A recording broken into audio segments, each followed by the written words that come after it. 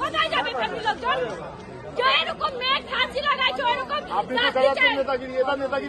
নেতাগিরি করছি না আমরা। আমি কি বলছি, এখানে লোকজন থাকবে, আপনাকে যেভাবে নিয়ে কথা বলবো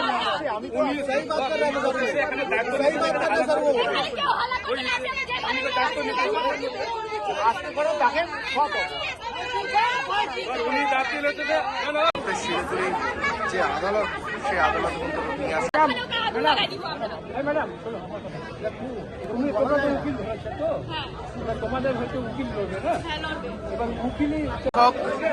এই মুহূর্তে সেই শিক্ষককে দেখতে পাচ্ছেন যে নিয়ে আসা হচ্ছে শিলিগুড়ি মহকুমা আদালতে এবং নিয়ে আসাতে বিক্ষোভে সামিল लोग हैं जो यहाँ पे बच्ची के न्याय के लिए यहाँ पे आज खड़े हैं।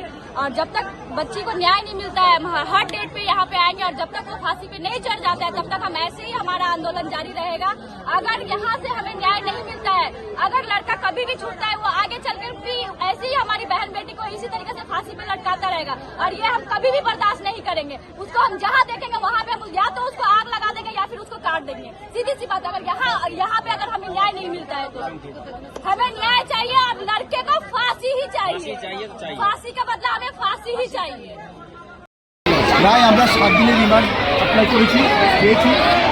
আর একটা বিষয় আমরা বলেছি যে দুজন অ্যারেস্ট হয়েছে, একজনকে রিমান্ড দেওয়া হচ্ছে, আরেকজনকে কেন রিমান্ড নেওয়া হচ্ছে না, ঠিক আছে? তাহলে কি তার দরকার নেই?